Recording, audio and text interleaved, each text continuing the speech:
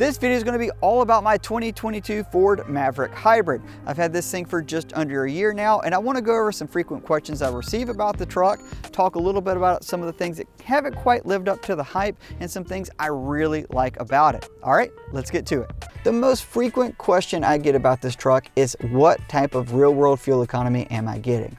Now, in my initial review, I stated that I was averaging 38 miles per gallon, and after 11 months of ownership, I'm still right at 38 miles per gallon, which I really don't think is that bad. I know there are people that are getting better fuel economy, and I think that's fantastic. For the mixed driving use that I use this truck for, I think it's as good as it's gonna get. So much of my commute has to do with 55 miles per hour and sustained 45 mile per hour periods that it just doesn't stay in electric that often. Now, when I'm doing more city driving, running errands and things like that, I've seen it state that it's getting as good as 50 miles per gallon, but on average, it's around 38. The only sort of exception to that is on the interstate, and that's where this thing really falls short.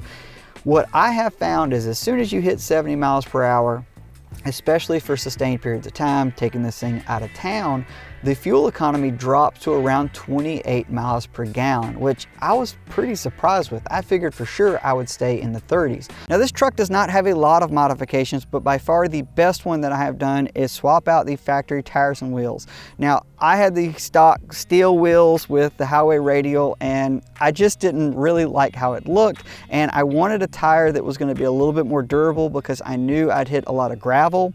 And one of the things I always worry about with a highway radial is getting a hammer puncture, and that's basically where you get rock stuck between the top cap of the tire, and as you're going down a gravel road, it will basically hammer it to the top cap of the tire and you will get a flat or hole, and that just, it's a headache and I don't want to have to deal with it. So I already knew I wanted something a little bit more durable.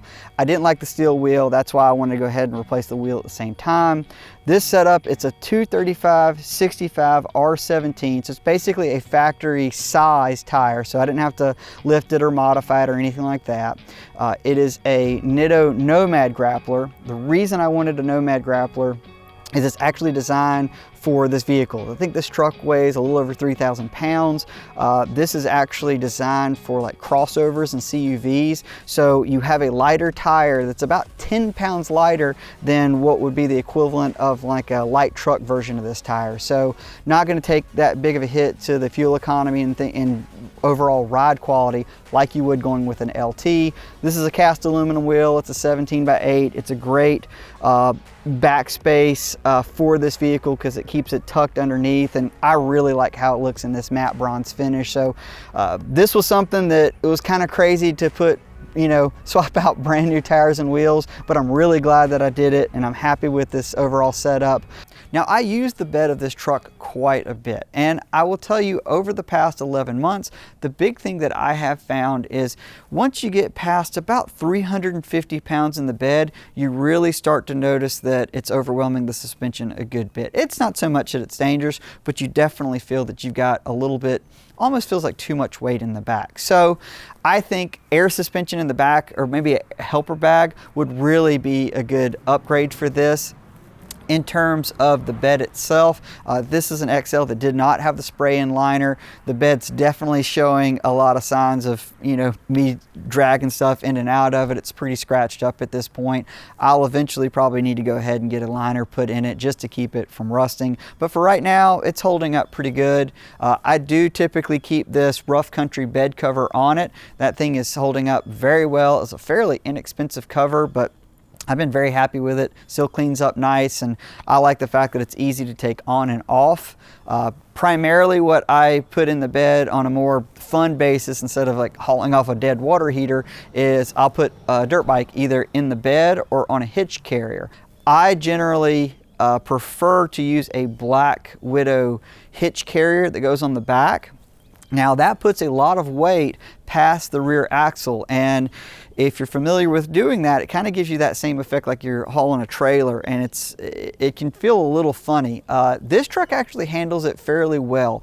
Even with one of my heavier, like my YZ250 FX, you know, that bike's around 240 pounds, plus you've got the 36-pound carrier. So that's a lot of weight back here, but it never feels uncontrolled. It doesn't make the front end feel super light. To me, I like hauling it that way because it allows me to put all of my gear and cooler and stuff like that in the bed and keep everything covered just in case I do hit bad weather or something like that on my way to ride. Now the truck's been fairly trouble-free. I haven't had to take it back to the dealership for any recalls or problems. I've been doing all the service myself, so oil changes, tire rotation, that sort of thing. It's pretty easy to do, so if you're a DIY guy, this is a fine truck for that. It does take 5.5 quarts of 0W20, so it's a little bit of an expensive oil change, but really beyond that, not that big of a deal.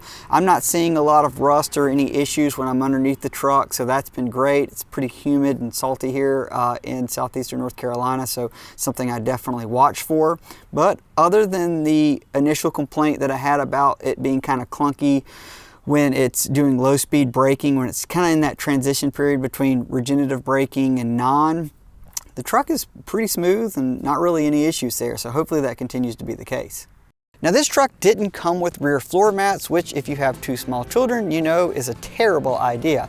Finally, the aftermarket caught up and I was able to order a set of smart liners for the truck, which have been great. They were 120 bucks on Amazon, well worth it, much easier to keep the inside of this truck clean. The other modification I did is I went ahead and tapped into the access panel in the back that basically has a plug that you can plug right in and then do any sort of 12-volt power. It has a dedicated 20-amp fuse for it, so you can power maybe a small air compressor, but really what I use it for is my fridge freeze, and it works great for that. It's key off power, so you don't have to worry. You always have power on, so nice little tailgating feature. And the only other modification beyond that is I did get the front windows tinted. The reason I even mentioned that is because the whole reason why I got the windows tinted was because the gear shifter was getting so hot in this thing that it almost felt like it was burning your hand. Part of it is just that swept windshield of the truck just puts it in the sun all the time. Tinting the front windows helped a little, but it's still just kind of a poor placement in my opinion. One other thing that's worth noting, and maybe other Maverick owners can chime in on this, it's now got a more pronounced rattle in the morning in the headliner and a little bit in the dash. I don't know if it's a cold weather thing or if I've got a clip that's bad. Haven't taken it to the dealership since I had tried to avoid going to dealerships in general. If you've had this issue and you've gotten it fixed, drop me a comment. Very curious to know, maybe there's something I'm overlooking. Haven't found anything online where other people are having the same thing that haven't gone to a dealership. So yeah, let me know. Now, one topic of conversation that's come up a few times is, would this be a good overland platform? And here's my take on that. Number one, there are some serious limitations with the hybrid platform. It's just front wheel drive. There's no ability to lock up both front tires, so no differential lock or anything like that. So you already have that going against you. If you're just going to be doing fire roads and it's going to be dry and sort of, you know, not very difficult, sure, this will probably work fine. But if you're going to have mud or snow encountered, front wheel drive just isn't going to be great for that. Some drivers can navigate it better than others, but it's not the platform that I would start out with.